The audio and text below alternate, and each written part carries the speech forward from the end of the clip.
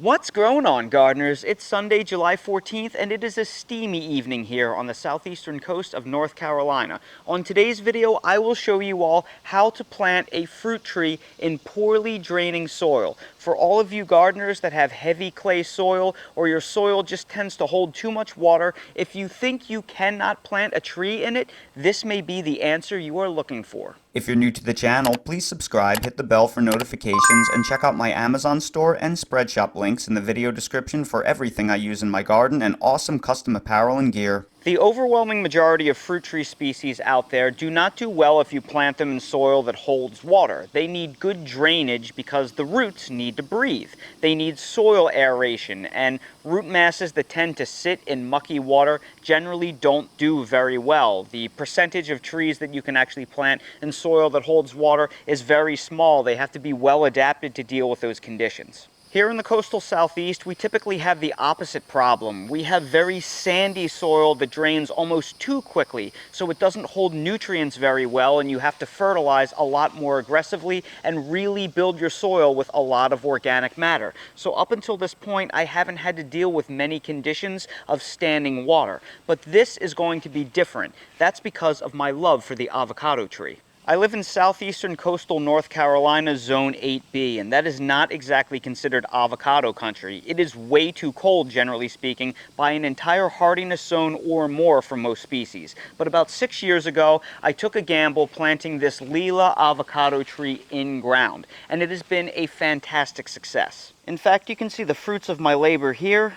And down at the bottom here, you can see a few more fruits of my labor. There's probably about half a dozen or so avocados on this tree. And while I have absolutely loved growing this tree, it has been an absolute joy to grow, this Lila variety I found is not extremely productive, at least where I live. It doesn't have a reputation for bearing a whole lot of fruit, at least after 5 or 6 years. I think it's going to take many more years for this tree to really come into its own in terms of production.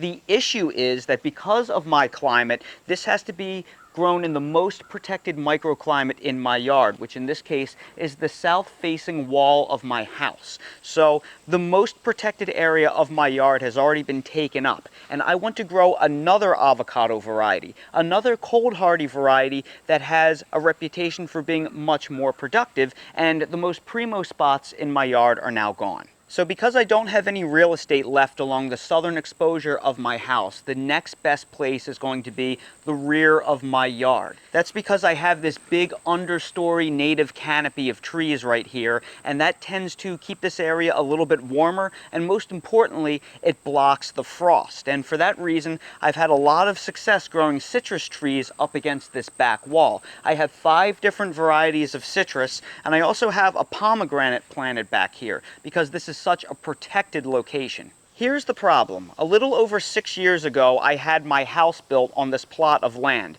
and while the first half of the plot was completely cleared for quite some time, this portion was not. This had all large, well-established pine trees here, so when they ripped out all of the pine trees and clear-cut them, they just ground the stumps and they left the roots in place. And I found this out the hard way when I was installing these wooden posts around my garden on the far side of the property. All the way over there, in 3/4 of my garden, everything was in pretty much Carolina beach sand. But when I got to this rear portion right here, I kept hitting water because of all of the old, mature pine tree roots down in the ground. They were holding water like hugelkultur. So once I got about 18 to 24 inches down, I was finding that the soil was like muck and retaining all of that water, meaning I had a standing water issue from here all the way back to the rear of my property. Now, the reason why my citrus trees do so well here, in theory, is that I got them all grafted onto trifoliate hybrid rootstock. And trifoliate is not only fairly root rot resistant, but it is such a small root structure that it doesn't penetrate deeply into the soil. So because it's so shallow rooted, it doesn't hit that underground muck that is 2 or 3 feet deep. The problem with the avocado tree is it will get a lot larger. And avocados are one of the most root rot prone plants in the entire world. If you have even the smallest amount of standing water, it will kill your avocado tree if the taproot penetrates into that muck layer. So while this is one of the best microclimates in terms of cold protection to plant my avocado tree, it is going to be one of the worst in terms of a potential standing water issue in my entire yard. So I need a way to get around this problem. And the way I'm going to get around this problem is by planting my avocado tree in one of these raised garden beds. This is going to provide the drainage that I need in order to keep that taproot from being a problem. Now, this particular raised garden bed right here is 18 inches deep, but they come as deep as 36 inches. So if you have a standing water issue or you have very heavy soil, I strongly recommend you go with the tallest raised garden bed that you possibly can, because the avocado taproots, while they are soft-wooded trees that are fairly shallow, especially when you're going to grow a semi-dwarf variety like I'm going to grow in this video, the issue is they just happen to be very fragile when it comes to standing water. Now, the reason why I went with an 18-inch deep raised garden bed is because they're a lot less expensive than the 36-inch deep beds, and because I still have fairly good draining soil. And I think that the spot that I chose, while it will have a standing water issue from time to time, it will not be persistent. So I think I can get away with only an 18-inch bed. But if you are not 100% sure, you may want to be as conservative as possible and go with the deepest raised bed possible. And I will make sure to link to not only this bed, but also some 36-inch deep options down in the video description as well. Now, the first thing I did was I delineated exactly where the avocado tree is going to go with a stake. I'm going to take that location and I'm going to dig down about 2 feet and investigate whether we have any standing water. We just got 2.5 inches of rain the other day, so the ground should be fairly saturated right now. So if I don't hit standing water, that is a pretty good indicator of what kind of soil I'm dealing with right here. Okay, I've made it almost 2 feet down, and this test hole dig has been extremely instructive. First of all, what I noticed on top was tons of competition from surface roots. So if I were to have just planted the avocado tree as a small transplant, it would have had to have competed with all of these well-established pine trees that are already running their surface roots throughout this soil. Simply starting it in this raised bed is going to allow it to get very big and strong before the taproot and the other roots penetrate deeply enough that they have to compete with all of these other surface roots. And because I did this dig, I was able to cut many of them away. So now I'll have a less obstructed soil for the new roots to grow through. The other thing I noticed was, despite the fact that we just got 2.5 inches of rainfall, the soil is not holding any water. What I really see after digging this test hole is something very reassuring. At about the 20-inch deep mark, I hit a sand layer. I got to this type of sand right here, which is like a gray, almost like a beach sand. So because I hit that layer almost 2 feet down, that means that I'll be able to go even further deep before I hit any kind of standing water issue. So I have at least a 2 to 3 foot buffer here, plus the 18 inches on the raised bed. So I have at least a 4 to 5 foot buffer where it's not going to hold water. Again, if you were to go with the 3 foot deep raised bed, now you're looking at a 5 to 6 foot buffer. So the taller you go with the raised bed, the more buffer you will have. And the other thing you will notice is I have some really good looking soil and dirt back here. Thanks to planting underneath all these pine trees and all of the mulching I've done over the years, this old sand has turned into a pretty nice loam. So I think I'm going to have myself some fairly well draining, beyond my expectations, fairly nutritive base. And when I fill up this raised bed, I'm going to have even better soil to deal with. This was a very pleasant surprise. Now the ground has been leveled and the raised bed has been put in its place, and I made sure to twist it in a clockwise and then counterclockwise motion to try and embed it a couple inches into the ground, because we don't want any of the potting mix that we put in here to wash out. We can't have any gaps in the raised bed where it touches the soil level. Then I'm going to fill the raised bed halfway with a blend of topsoil and compost. And then in that 50-50 blend of topsoil and compost, I'm going to work in 1 bag of this organic soil conditioner, which is basically like pine bark fines. And the reason why I'm doing this is I want the bottom half of my raised bed to have incredible drainage, because avocado trees need incredible drainage. Then once I get the base built up halfway up that raised bed, I'm going to stake it up and backfill the rest with pure compost. And now we have ourselves a beautiful mix that is about half the total depth of the raised bed. And when we place our avocado tree where it's going to go, with the mix at that level, it is about 2 inches more shallow than the top of the raised bed, and that is exactly what we want to see. Now, what avocado variety did I decide to go with? I've been keeping this a secret for quite some time, and the cold hardy avocado variety I decided to go with is the Stewart avocado, which is a cold hardy pure Mexican avocado. Now, first things first, this variety is believed to not be quite as cold hardy as my Lila avocado up against the house. It is believed that a mature, well-established Lila can come back from a freeze in the teens and recover. It will be badly damaged, but apparently it has survived those temperatures. The Stewart variety is only believed to be able to recover around the 20-degree Fahrenheit range, so it is not quite as cold hardy. However, the reason why I went with Stewart is because this variety is supposed to have the best quality, most Hass-like fruit of any of the pure Mexican avocados that are widely available for purchase. This is also supposed to do very well when planted on its own without a pollinator, and it is supposed to bear fruit heavily from a young age, much more precocious than my Lila variety. So I'm really excited to plant this, and this also turns black when ripe, similar to a Hass, unlike the Lila. So I'm very excited to plant this. It will be more of a challenge than my Lila because it's not quite as cold hardy, but if you know me at this point, you know I not only like a challenge, but I thrive on it. Now, if you're curious where I got this tree, I got this from 4 Winds. They are absolutely awesome. I bought this tree with my own money. I didn't tell them I was ordering it. I ordered it, and this is the tree that I got. Now, I did receive this 2 months ago, and I've been keeping it under my, well, maybe a month and a half ago, and I've been keeping it under my shade tarp, so it has grown a little bit since then. But as you can see, this is an absolutely gorgeous tree, and I can't wait to plant it. Now the avocado has been stabilized and staked, so it is standing straight up. And using this old stake that I used as a placeholder, as a level, you can see the root ball is planted about 3 inches low relative to the top of the raised bed. And I did that on purpose because avocado trees need extreme amounts of mulch. They need a thick mulch layer at all times. In fact, every time you prune your avocado trees, you need to use the old leaves and the prunings as a mulch layer.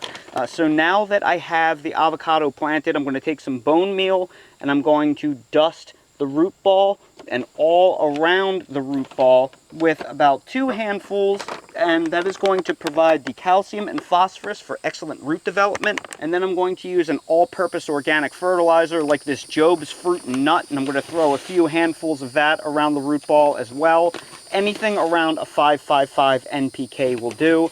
I'll also try to place some of that fertilizer on the top of the root area. So now all I have to do is backfill the raised beds with compost and another bag of soil conditioner. So now we have backfilled the entire area with compost, and it is flush with the soil line of the transplant. Now we are going to water it in with a 1.5 gallon watering can that's filled with 3 tablespoons of Alaska fish fertilizer, which is my favorite fertilizer to help mitigate transplant shock. I've been very successful at using this fertilizer immediately after transplant. And this contains a little bit of nitrogen and water-soluble micronutrients to help this plant establish. Now, it's very important that for the first couple weeks we make sure that we water this tree every day if it's going to be very hot, or every other day if it's not going to be all that hot, because it needs to stay irrigated until it establishes. Now, the last thing we are going to do is mulch the area both around the raised bed and on top of the raised bed